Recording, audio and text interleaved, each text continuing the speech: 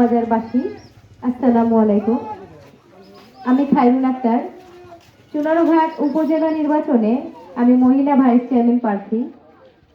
আপনাদের দোয়া, সহযোগিতা, ভালোবাসা এবং মূল্যবান ভোট চাওয়ার জন্য এখানে এসেছি। আমার মাথা হচ্ছে কলস। আমি আসলে চা বাগানের মেয়ে। আমি দৈনিক 170 টাকা মজুরিতে কাজ করি। এই জায়গাতে নির্বাচন করা মানে আমাদের জীবনে অনেক বড় একটা লড়াই।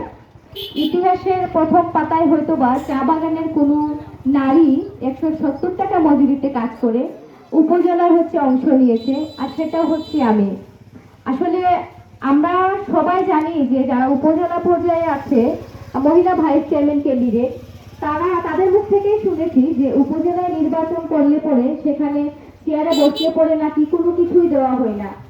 তো আমার কথা হচ্ছে যে যদি কোনো কিছুই না থাকে ওখানে, আর ওখান থেকে যদি মানুষকে কোনো কিছুই না দেওয়া হয়, কোনো সহযোগিতাই না করা হয়, তাহলে ভাই এত টাকা খরচ করে এত বড় উপজেলা নির্বাচন করার মানেটা কি?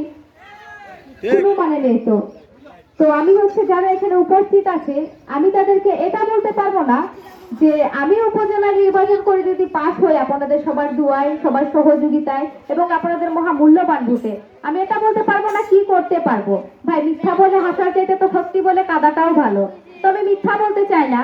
তবে আমি এইটুকু বলতে পারবো যে যদি আমি দেখি এই জায়গাতে নির্বাচন করার পর মানুষের জন্য কোনো সহযোগিতা করতে পারছি না, মানুষের পাশে দাঁড়াতে পারছি না, মানুষের জন্য কোনো কাজই করতে পারছি না, তবে আপনাদেরকে বলতে হবে না 5 বছর পরে আমি খায়রুন আক্তার নিজ থেকে আর নির্বাচনে আসবো না।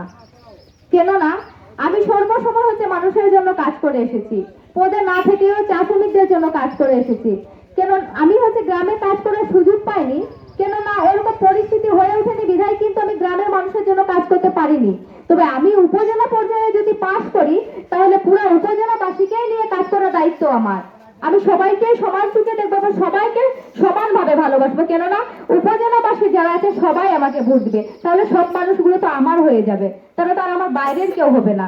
তো আমি উপজেলাবাসীকে বলতে চাচ্ছি যে আমরা আপনাদেরকে সর্বসময় ভোট দিয়ে এসেছি এবং আপনাদেরকে ভালোবেসে এসেছি। আপনারা বলে থাকেন যে আপনারা চা বাগানের মানুষকে অনেক বেশি ভালোবাসেন। তো এখন সেই ভালোবাসাটার পরীক্ষা নেওয়ার পালা। আমরা চা বাগান থেকে নির্বাচন করছি, আমরা জানি। ইতিমধ্যে আমি অনেকগুলো গ্রামে প্রোগ্রাম করেছি। আসলে আমার কাছে তো টাকা পয়সা নেই, তাই আমি গাড়ি নিয়ে বিভিন্ন জায়গায় যেতে পারছি না। তো বিভিন্ন জায়গার মানুষগুলো আমাকে অনেক রিকোয়েস্ট করে নিচ্ছে যাওয়ার জন্য। তাদের সহযোগিতার মাধ্যমে আমি বিভিন্ন জায়গায় গিয়ে কথা বলতে পারছি। আর সেখানে যাওয়ার পরে আমি কল্পনাও করতে পারিনি যে চা বাগানের বাইরেও যে মানুষগুলো আছে, সেই মানুষগুলো একজন দৈনিক 170 টাকা মজুরি এই চা শ্রমিক মেয়েটাকে এত ভালোবাসা দিবে। আসলে আপনাদের ভালোবাসায় আমি মুগ্ধ। আমাদের সকল চা বাগানের পক্ষ থেকে আপনাদেরকে সকলকে অনেক অনেক অনেক অসংখ্য ধন্যবাদ জানাচ্ছি আমাকে এতটা ভালোবাসা দেওয়ার জন্য। আমি ভোটে পাস করবো নাকি ফেল করবো আমি সেটা বলতে পারবো না, তবে আপনাদের ভালোবাসার কাছে আমি জিতে গেছি, আমি এটা বলতে পারবো। আর আমি আর বেশি কিছু বলতে চাচ্ছি না, কেননা বৃষ্টি পড়ছে। ও আর এখানে আমার এক ভাই আছে আমাকে 1000 টাকা সহযোগিতা করেছে, আরো 2 ভাই আমাকে 500 টাকা করে 1000 টাকা সহযোগিতা করেছে। তাদেরকে আসলে আমি অসংখ্য ধন্যবাদ জানাচ্ছি আমার বড় ভাই হিসেবে ছোট বোনটার পাশে থাকার জন্য। আর আমার বিভিন্ন চা বাগান থেকেও আমাকে সহযোগিতা করছে, তাদের সহযোগিতায় আমি এগিয়ে যেতে পারছি। আশা করছি আপনারা সবাই আমার পাশে থাকবেন এবং 5 তারিখ সারাদিন কলস মার্কায় ভোট দিন।